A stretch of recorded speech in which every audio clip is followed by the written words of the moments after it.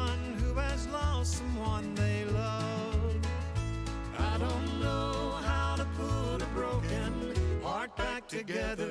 What I don't know how to do, Jesus does.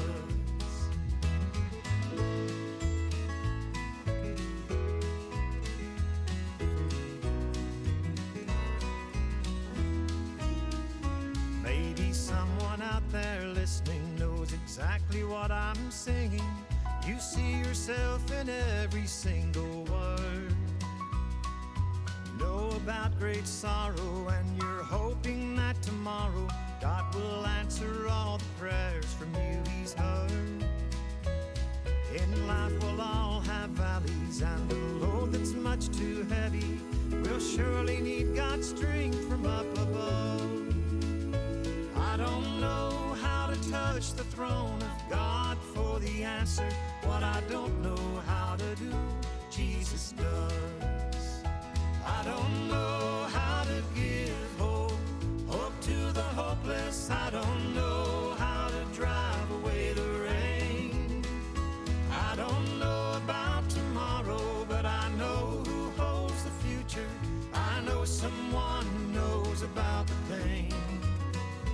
I don't know how to comfort someone who is hurting, someone who has lost someone they love.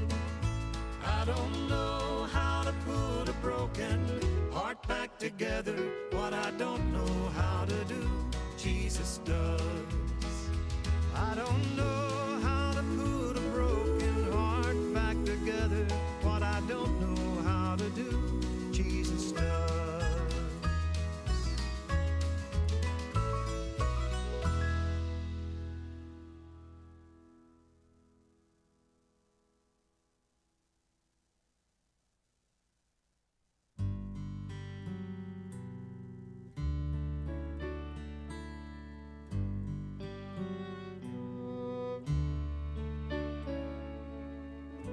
So you're running out of prayers to pray.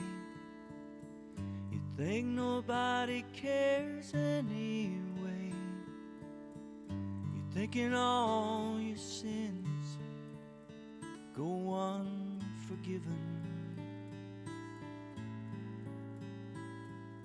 A broken heart and broken dreams. Sometimes you can't feel anything and wonder how anyone could love you. I love you more than you'll ever know. You can't hold on, I'll never let you go. So let me love you until you love you again. For everything you may hate yourself for, I love you more.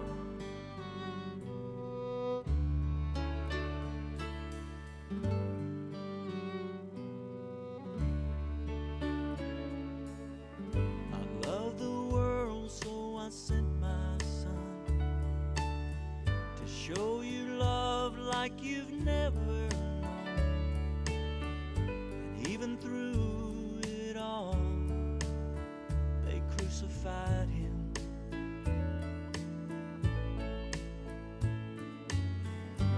As he hung there on that cross, he made sure that not one was lost. In his dying words, he whispered to them, I love you more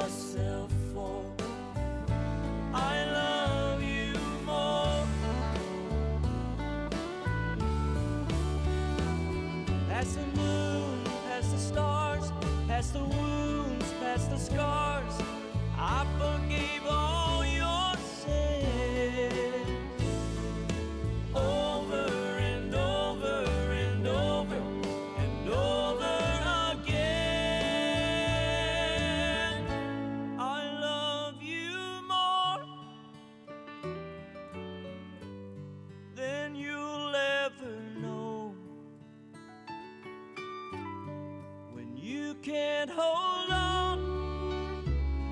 I'll never let you go.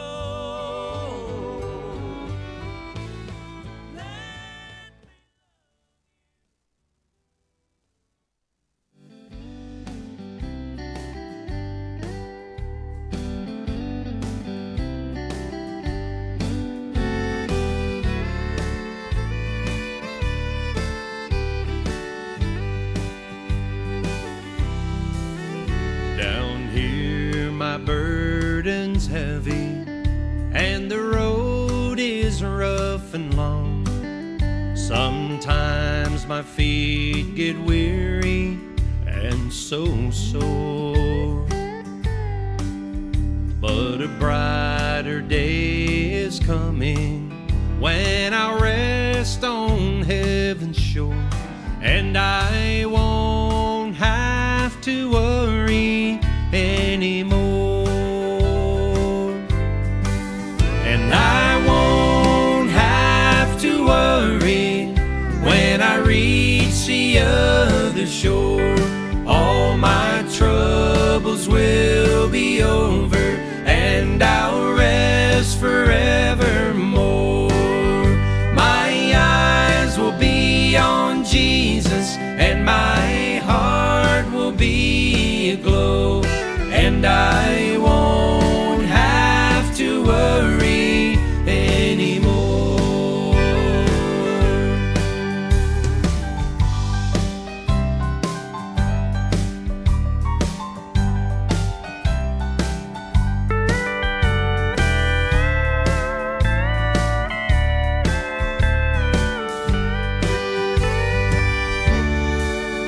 Someday when life is over and I've said my last goodbye, I'll see my Savior standing at heaven's door.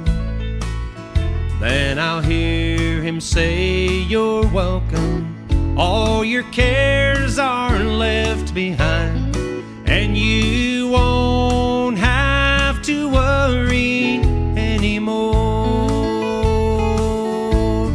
No, I won't have to worry when I reach the other shore. All my troubles will be over, and I'll rest forevermore. My eyes will be on Jesus, and my heart will be aglow, and I won't have to worry anymore. And my eyes will be on Jesus, and my heart will be aglow, and I won't have to worry anymore.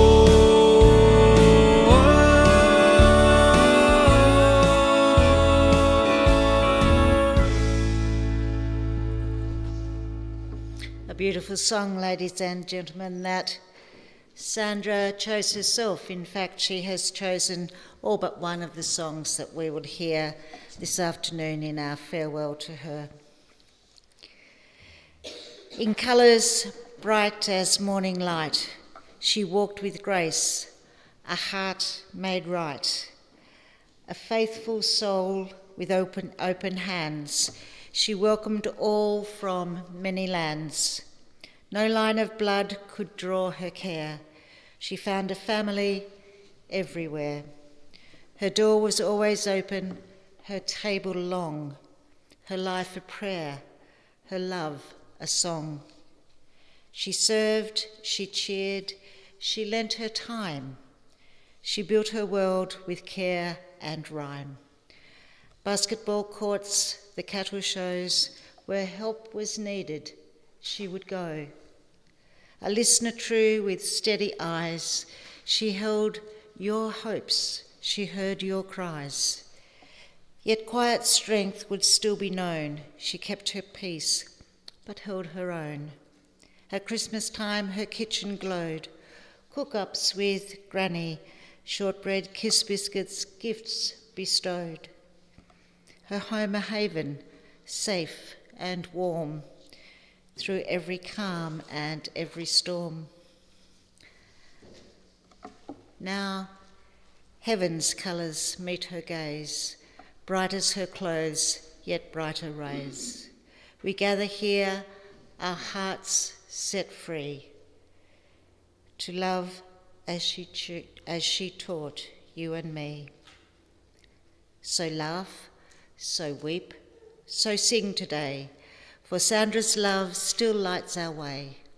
Her life a hymn so soft and true, God's gentle servant, seeing us through. A beautiful woman. So good afternoon, everyone, and thank you for being here today. We've gathered in this place to remember, to give thanks, and to say farewell to a woman whose presence touched so many lives.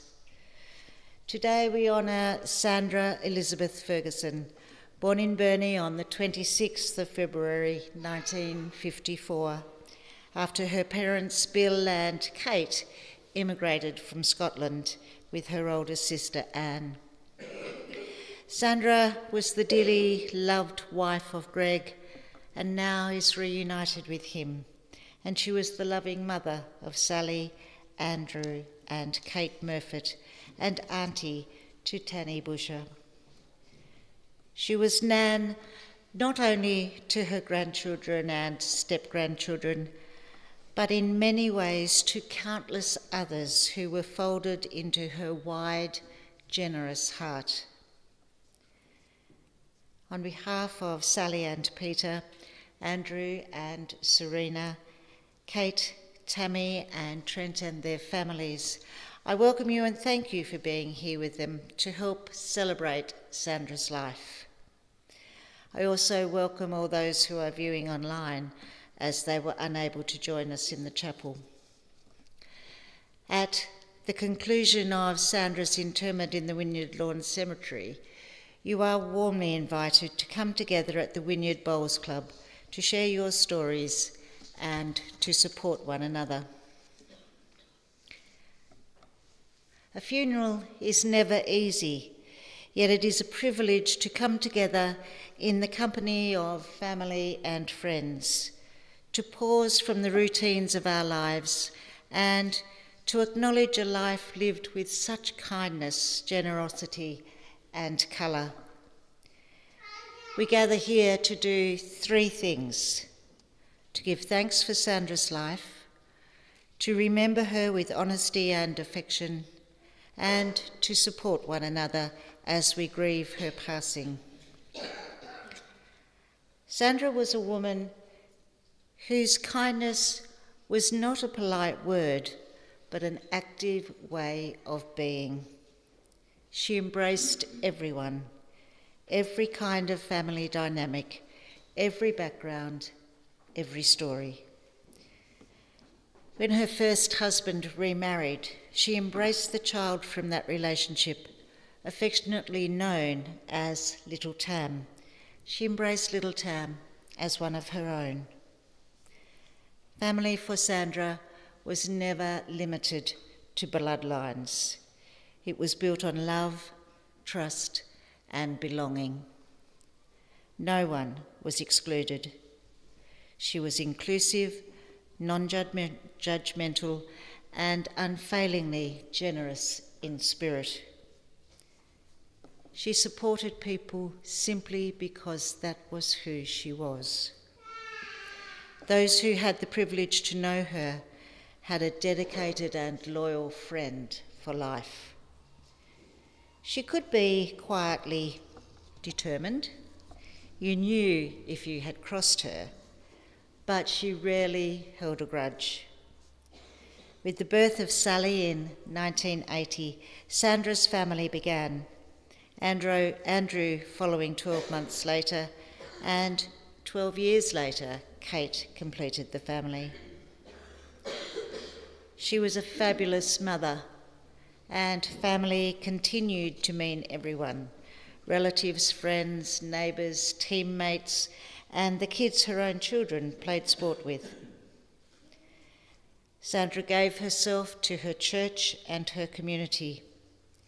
She wasn't the sort of mum who simply dropped the kids off and drove away. She joined in. She volunteered, served on committees, and gave hours of her time at the Wynyard and Somerset basketball clubs. She helped at cattle handling shows where all her children, including little Tam, were involved at Eulogy District High School, taking on whatever tasks were needed. These could have been catering, organising events, travelling to events across the state. She also loved to play. Over her lifetime, she tried darts, 10-pin bowling, indoor and outdoor bowls, softball, netball, and badminton.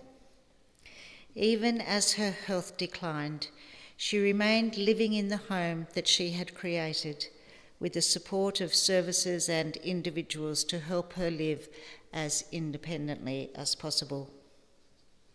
Her home was always a haven and a refuge, always with visitors, always a safe place, always full of talk, laughter, and a cuppa.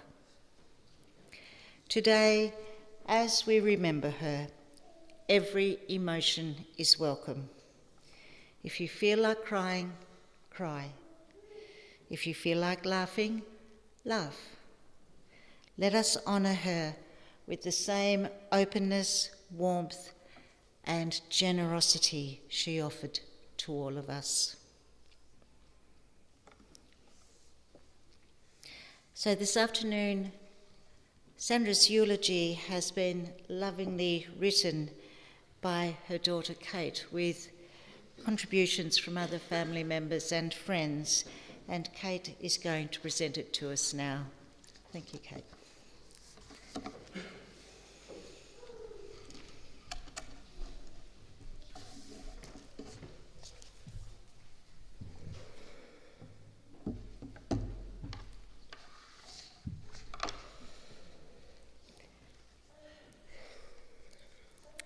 The time is now 2:15. The time on the lounge room clock at Sandy's house is 2:30. The time in the dining room is 2:45. The time in her bedroom is 25 past. And the time on her watch is by now about 2:20. The time it's going to take to share my mum's very unique approach to life is, well, it's Sandy's time. In preparing to share Mum's story, I considered how it would be best structured. When it came to storytelling, structure wasn't one of Mum's strong points. In fact, quite the opposite. Her stories could start and stop at any moment, wander off in several different directions, and somehow, if you were lucky, it would circle back around so that you could follow the logic and go from there. "We'll go from there" was her famous sign-off. She used it at the end of every phone call and most goodbyes. There were many times I wondered where on earth we were going next. But I did know it was always we. Wherever we were going together. And we were going from there. In light of Sandy's euphemistically put colourful approach to things, I decided to talk about Mum's life in the way she lived it. In so many ways, she marched to the beat of her own drum. She was morally stringent. She had a very strong sense of right and wrong, of morals and of ethics. But she had a completely corrupt fashion sense, kaleidoscope-like house decor, and sometimes utter ambiguity when it came to her creative endeavours. What she lacked in cohesive creative talent, she gained in legendary emoji use in her messages. Pigs, butterflies, frogs, dancing ladies, all in one Facebook post. The more colourful the better, and irrelevance to the subject matter was almost an invitation for Sandy. She believed the more the better. Minimalist was not in her vocabulary. I think that sets the scene for Sandy, and we'll go from there. One of the gifts of our journey with Mum was that we did have the time and space to have conversations with her about her life. And she was able to capture many things that we'll treasure in a little book we gifted her, with prompting questions about her life and what she wanted us to know and remember. So much of what I share here is directly through her eyes, or through conversations we've had over the years. And I'll try to add some Tammy Busher-styled truisms to keep it honest and share a laugh as we go. The special bond they shared, in amongst the incredible amount that Tam and Trent did for Mum, particularly in her later years, and the humour Tam brought, the ability to make light of even the darkest corner of Sandy's life, is something for which our entire family has been forever grateful. Let me tell you, there was not a single bit of Tammy banter that wouldn't make Sandy grin and chuckle as she tried to keep up with the wit and provide a comeback for the countless playful digs of Tam. Sandy knew she was well out of her league and never going to keep up, but she did try. Mum never minded a good family laugh at her expense. In fact, she encouraged it. And in particular, Tam could say anything and get away with it. When Mum's sister Anne, Tam's mum, left this world, Sandra took the dual role of auntie and mum for Tam, and in turn, Tam was Sandy's biggest advocate, particularly as her health declined. She was her fiercest supporter right through to the end. Our mums were very close in their living years, Annie and Sandy. Uncle Graham recently told me that he only recalls one occasion where things got a little out of hand. They'd had a bit of a disagreement over something, and Annie, being the more fiery of the two, got a bit upset. The closest thing around was a wire coat hanger. Sandra got a touch-up. Like any sibling relationship, there were occasional disagreements, but they were the best of friends and always found a way to make it right. Now, every good Sandy story requires a bit of clarification along the way. There are two Tams in our lives, and unlike Sandy, I'll save you the confusion up front. Tammy Busher, her niece, is endearingly called Big Tam. Old Tam didn't quite fit. And Tammy Murfitt, the child to Dad's second marriage, who Mum also fully embraced as her own, is Little Tam. It wasn't uncommon on the cattle handling show circuit or at a basketball for people to think Sandy actually was Little Tam's mum. And it's only in later years I really came to appreciate how extraordinary that was.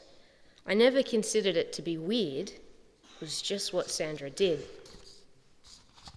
She displayed this incredible openness and generosity of heart and spirit. She treated people as her own, whether or not blood or paperwork said so. When AJ and Mel separated, she still embraced every one of Mel's children, even those born after they parted, as if they were her grandchildren. And when AJ found Serena, Sandy welcomed Serena's 5 kids in the same way. Never blinking, never hesitating. Leave no child behind was her philosophy. She had a card and a gift for every occasion. The generosity and open embrace of Mum, on reflection, was astronomical. It was so much of the fabric of Sandra that I too just thought that that was normal. And it was. It was normal for Mum. And true to form with any good Sandy story, we're circling back. Her childhood at Haywards Lane was full of fond memories, playing stop and go most nights until after dark, and many a ball game in the street with the others that she affectionately called the feral kids. Sunday school at Somerset Baptist, and relishing the love her parents had for her and her sister Anne. She recalls that at about the age of 4, she was allowed to go up to the end of the lane and wait for her dearly loved dad to get off the workers' bus at night. She said in those days, you could do things like that. I would walk back with him or ride my bike beside him about 6 houses down. These were precious memories because they represent the peak years of the idyllic bubble of Haywards Lane in her childhood. Around this age, her gentle-natured dad became unwell. He spent the last 7 years of his life in hospital, and she only saw him twice in his final 2 years as he was taken to Hobart for greater care. Mum was only about 11 or 12 when he died. I can't imagine the impact this must have had at such a young age. And in this little book I mentioned of Sandy's life musings, the section under My Heroes reads, "My mum, for the way she worked and cared for us and Dad, all the years he was ill, never once did I hear her complain. We now appreciate that it was the love, care and support of the families of Haywards Lane who wrapped their arms around a young widow and her children that made it so special. Mum met our dad Chris at a dance in Cooey. She told me the story and how back in those days you used to go around all the country halls. Friday nights were balls where you got real dressed up. Saturday night dances were at the local halls at Cooey and Sulphur Creek, Sisters Hills, Yola, Elliot and Tacone. On this particular night, her mum was there too. She said, the first night we met, I seen him come in and I thought, oh, he's not bad looking. He came and asked me to dance straight away. We danced all night. At the end of the night, he asked if he could take me home. I said, yes, I don't have a problem with that, so long as my mum gets a ride too. Anyway, he dropped us both home. He was a good dancer, and so along came Sally, Andrew, and later yours truly. Her special memories consisted of her love of netball and softball and badminton, and she wrote all of which she played competently. Maybe it said competitively, but we will take your word for it, Sandy. It was competently. She played all of these sports until 38, where she had her last badminton game, and she also square danced. She told me one day about the moves you make, the do-si-do, and how it might be 1 and 3 and duck and dive and away you go. She finished the conversation with, it was wonderful. I loved it. Anyway, with where we're up to in the story, we're just going to do-si-do back a little bit now.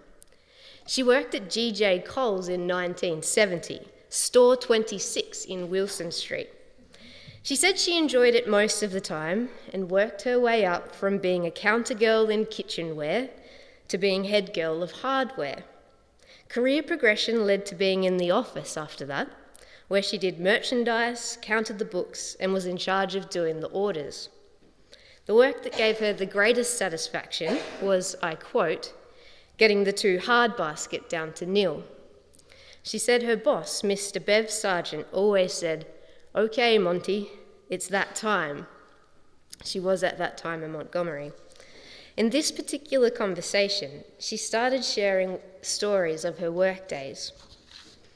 She said, a couple of times I ordered 12 dozen instead of 12 only. My boss picked it up, luckily. He had to look over all the orders before they were sent out. Some things came in packs of 8, so if you wanted 16, you had to order 2, not 16. We only wish Mr. Bev Sargent was about over the last 5 to 10 years when Monty did her groceries order. Just to remind her that she no longer lived on the farm and she didn't have to order 16 of everything to make sure there was a meal on the combustion stove for extra visitors. And she lived her life much the same. We will not need to worry about light bulbs, tissues, toilet paper, batteries, Ziploc bags, or Christmas wrapping paper for the foreseeable future. And then after that, well, we'll go from there. She had many roles in the sporting and community clubs, from badminton to basketball and the cattle handlers, and my childhood memories are filled with this constant motion, always moving from place to place, helping others with the things they couldn't manage themselves, be it spring cleaning for Nan and Pop or lending a hand to Auntie Anne. Those were her mobile years, years of energy, generosity, and endless involvement. She remarried to Gregory Thomas, GT as she called him. Greg was quietly steadfast, a very gentle and unassuming man. She said, "I'd only been seeing him 6 weeks, and he asked me to marry him 3 times. The last time he said, 'I'm not asking again.'" They were married in Pam and Ricky Cox's garden. While Mum was inclusive and accepting of everyone, she did have a few non-negotiables. She couldn't stand liars, two-faced people, or disrespect in any form. Respect was her golden rule. Whether you agreed or not, you still treated others as you'd want to be treated. Honesty was everything, and she often reminded us, a smile never costs you anything, but withholding one just might. What mattered most to her was being accepted for who she truly was, not who others thought she should be. In Greg's love, she found that gift completely. He accepted her, in her words, warts and all. That open acceptance expressed itself often in her famous saying, "I don't care if you're black, blue or brindle." It maybe wasn't as famous as we'll go from there. Mum also had a gift for creating her own quirky catchphrases, always original and always memorable. Relying on what she called her mother's intuition, she once sensed something was a bit off with me, though I wasn't giving anything away.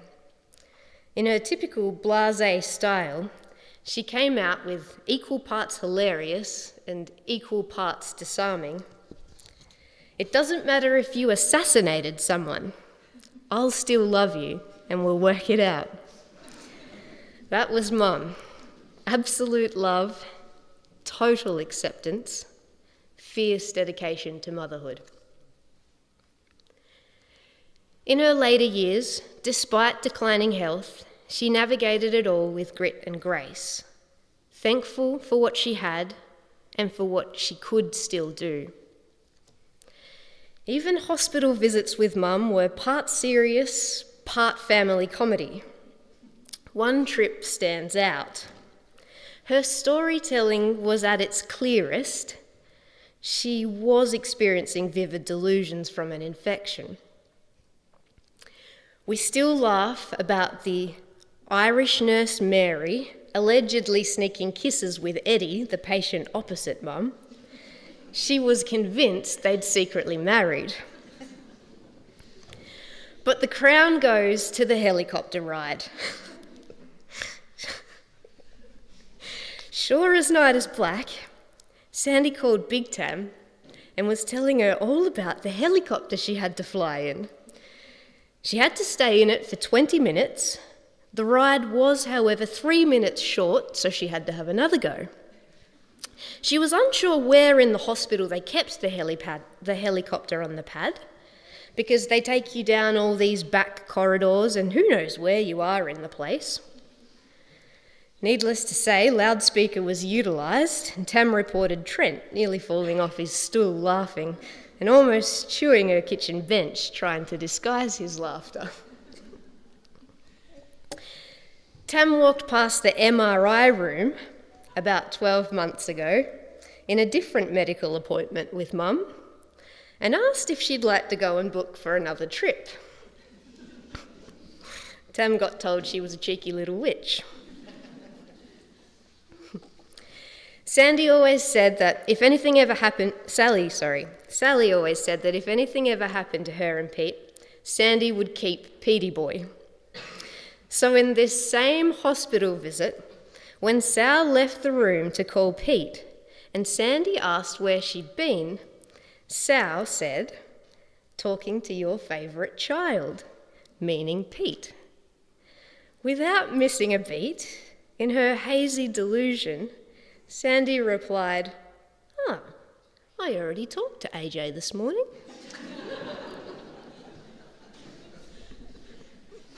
And why we ever thought that was a good idea to tell AJ, I'll never know, because that is a story that will never die while he is alive.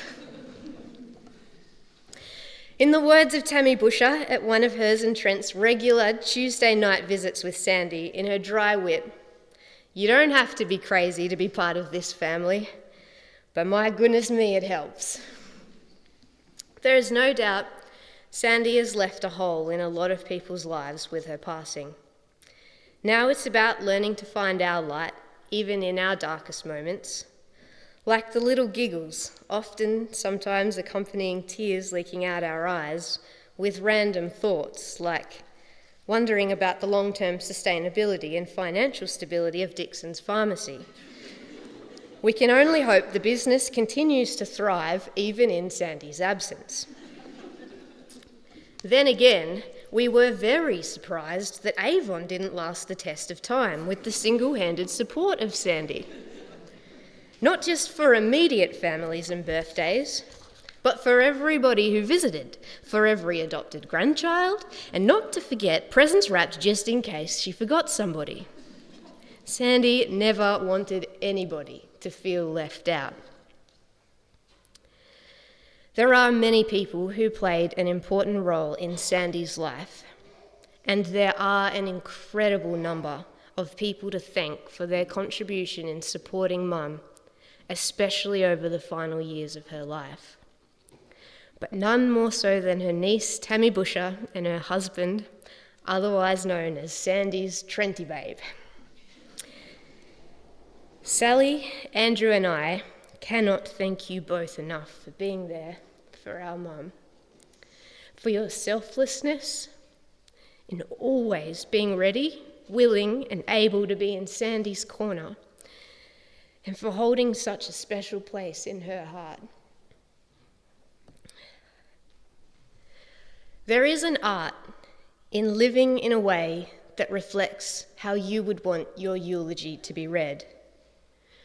When asked, how would you like to be remembered, Mum's answer was simple. For being a good mum and a good wife, and for being a loyal friend to anyone that comes my way. And she was that in spades.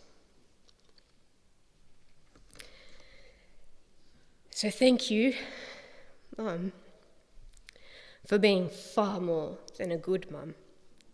Thank you for being an adoring mother-in-law of Petey Boy and Serena. Thank you for being Auntie Sandra and a mother figure to both Tams and Trenty Babe. Thank you for being Auntie Sandra to so many. Thank you for being a devoted grandmother, not only to your precious Latoya and Stella, but for embracing so many additional grandchildren. Thank you for being a good wife, firstly to our dad and then to Greg, and thank you for being a loyal friend to so many. And true to your wish, Mum, our family will stay close and our friendships will endure. And Sandy, we'll go from there.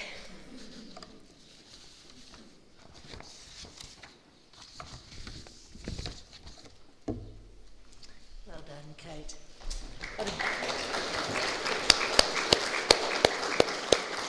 What a beautiful eulogy, and you really have painted a picture for us of a wonderful woman who shone light on so many things and so many people.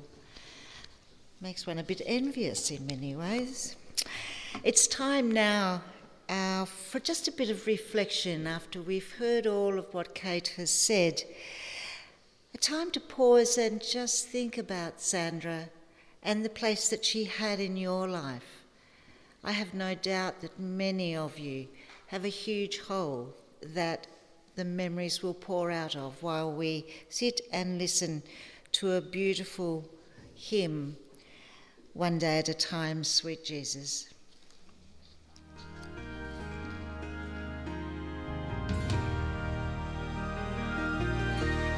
One day at a time, sweet Jesus. That's all I'm asking of you. Just give me the strength to do every day what I have to do.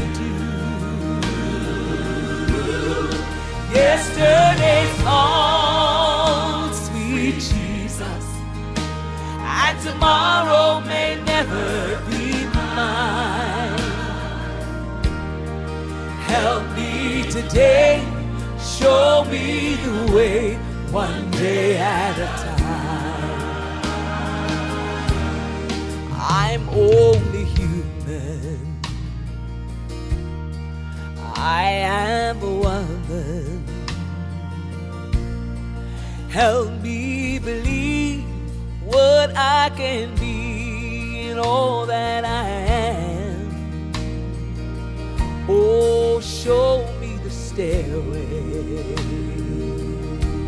that I have to climb. Lord, for my sake, teach me to take one day at a time. One day at a time, sweet Jesus. That's all I'm asking of you.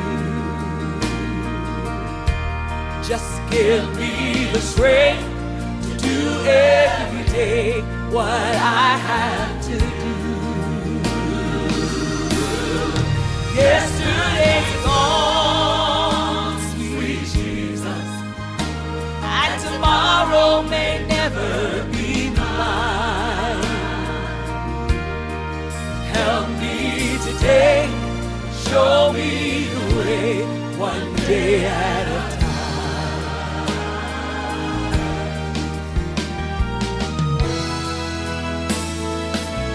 Oh, do you remember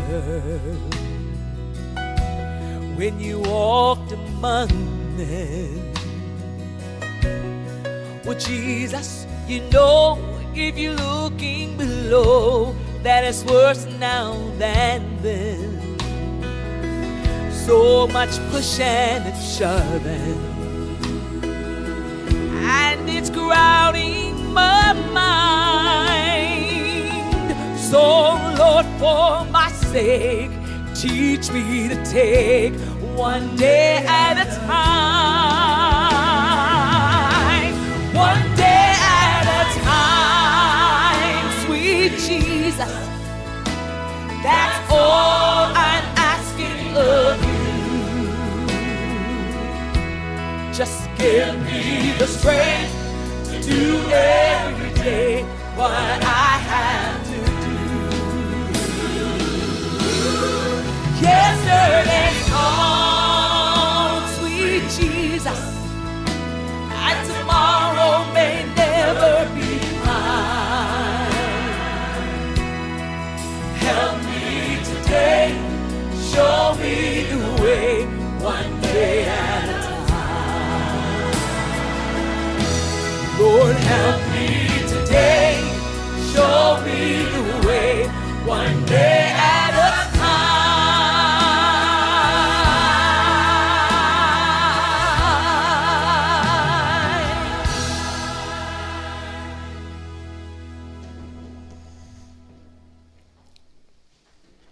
One day at a time. I guess that could have been something that Sandra said too. We'll take it one day at a time, or we'll take it from here. And now, daughter Sally is going to pay tribute to her mother and also share a letter from heaven with us. Thank you, Sally.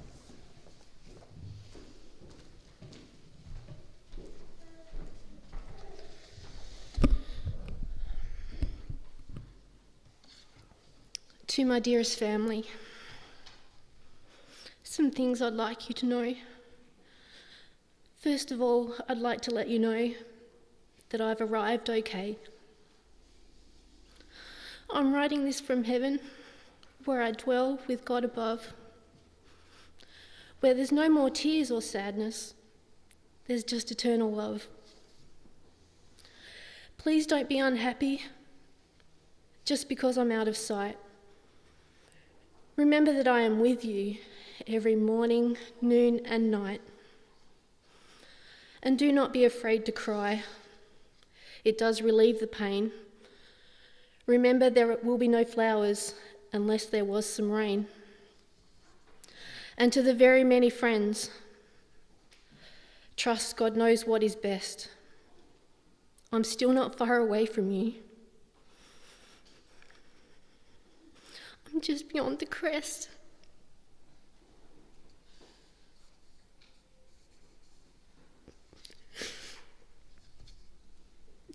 There are rocky roads ahead of you and many hills to climb.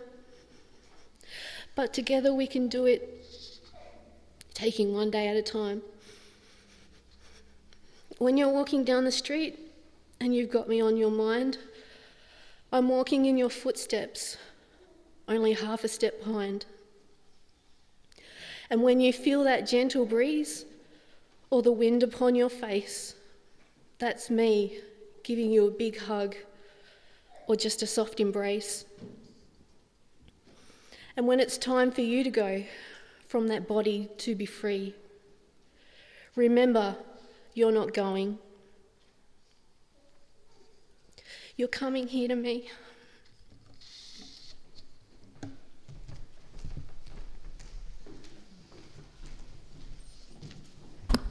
Thank you, Sally. What a beautiful choice, beautiful words. An opportunity now to view photographs depicting aspects of Sandra's life. Daniel O'Donnell's beautiful song, On the Wings of a Dove, has been chosen to support these. Wings of a snow white dove, he sends his pure, sweet love, a sign from above, on the wings of a dove. When troubles surround us, when evils come, the body grows weak, the spirit grows numb. When these things beset us, God doesn't forget us. He sends down his love on the wings of a dove, on the wings of a snow white dove. He sends his pure, sweet love, a sign from above, on the wings of a dove. When Noah had drifted on the flood many days, he searched for land in various ways.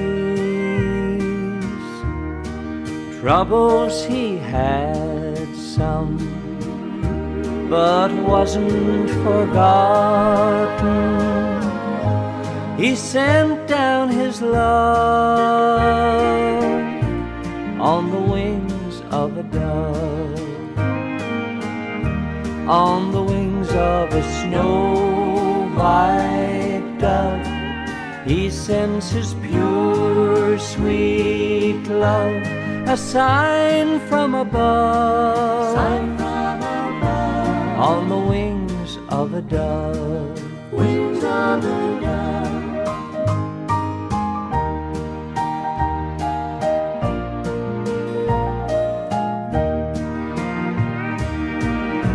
When Jesus went down to the waters that day,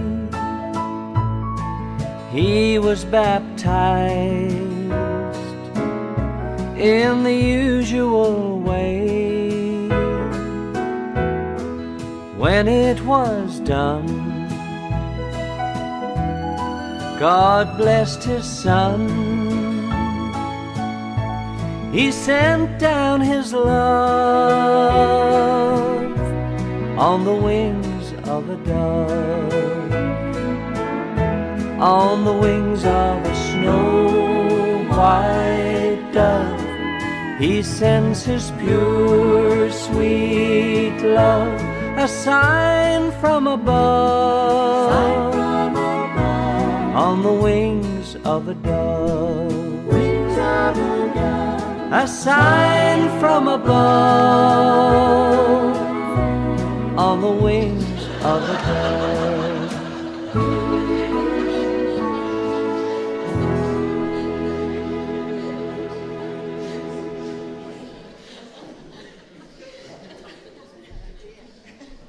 What could I say? Beautiful memories.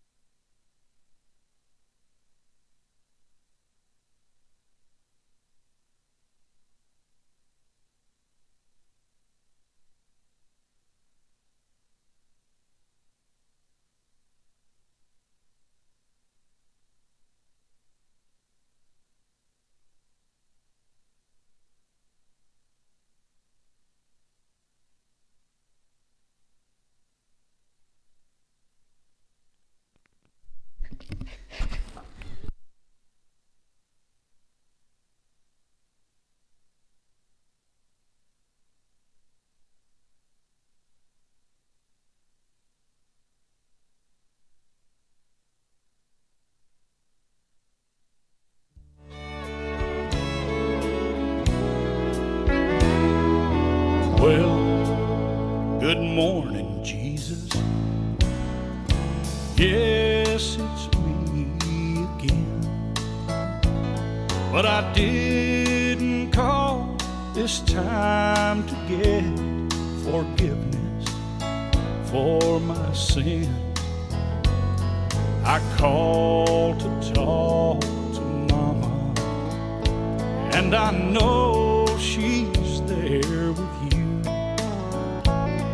If there's a phone in heaven, then Jesus put me through. And give me one more chance to tell her that I love her. Oh, let me hear her sweet voice one more time, for I want her to know how much I'm thinking of her.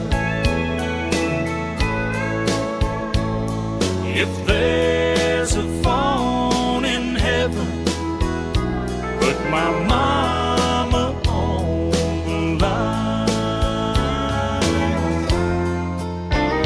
All those things I should have told her while I still had the chance.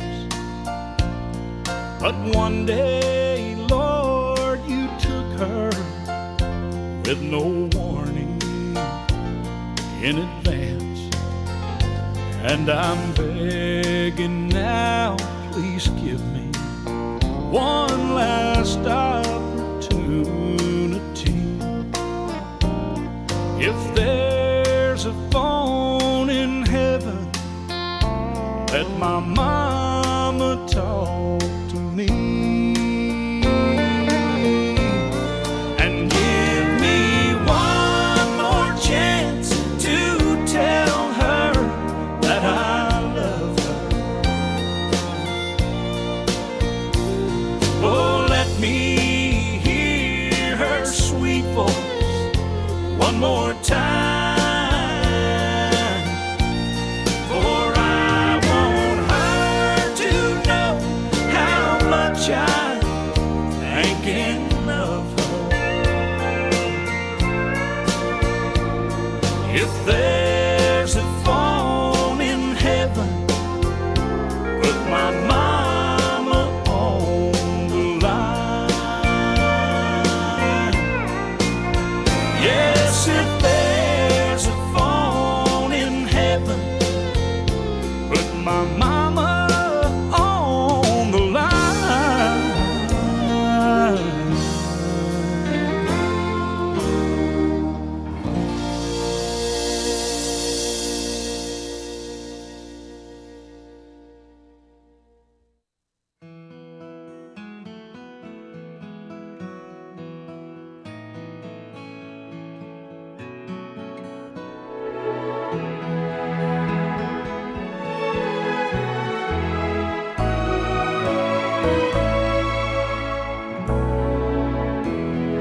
Must have been cold there in my shadow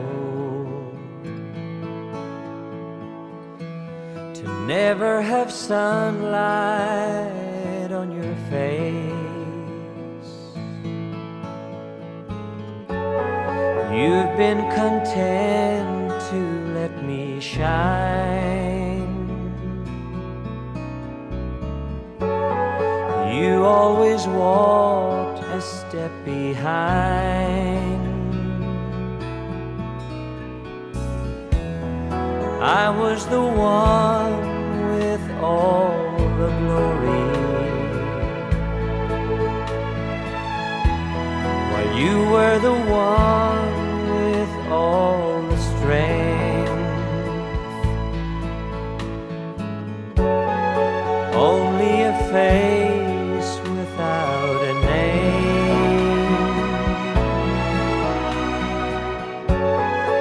I never once heard you complain. Did you ever know that you're my hero? And everything I would like to be.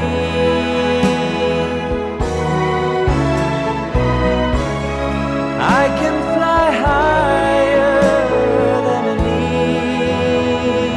eagle, 'cause you are the wind beneath my wings.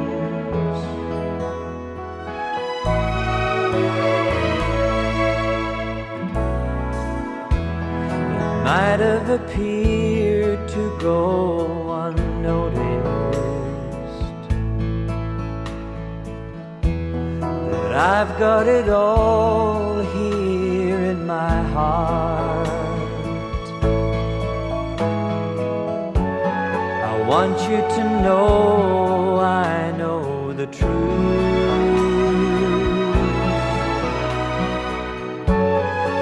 I would be nothing without you.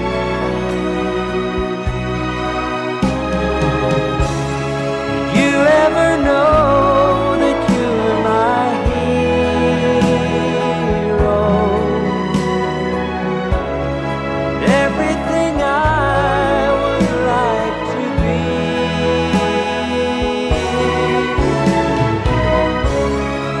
I can fly higher than an eagle, wind beneath my wings. You are the wind beneath my wings.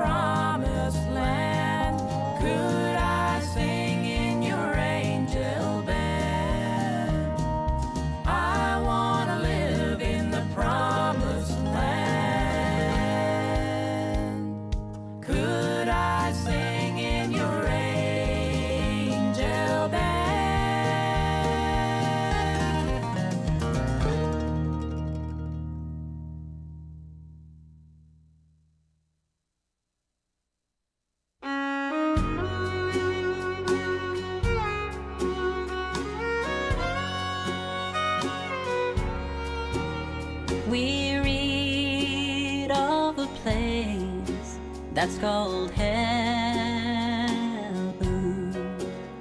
Well, it's made for the pure and the free. These choosing God's words He has given. How beautiful heaven must be. How beautiful heaven must be. Sweet home of the happy and free. Fair haven of rest for the weary. How beautiful heaven must be.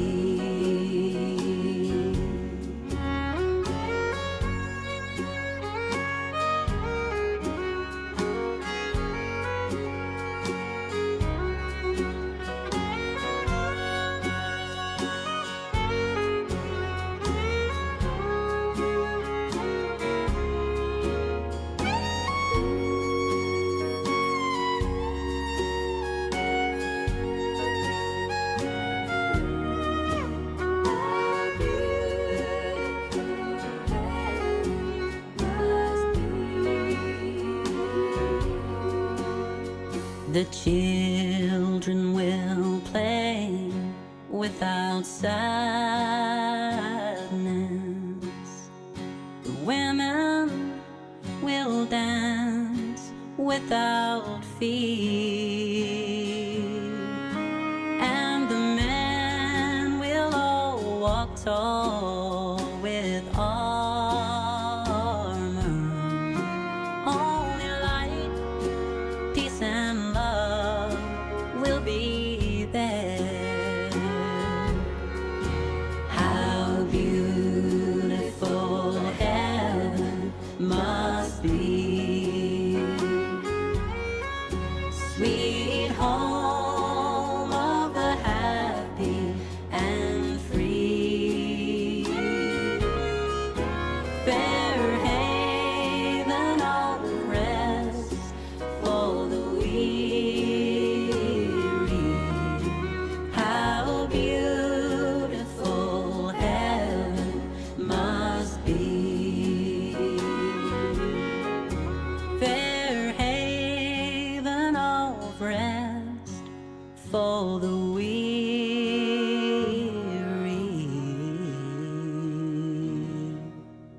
How beautiful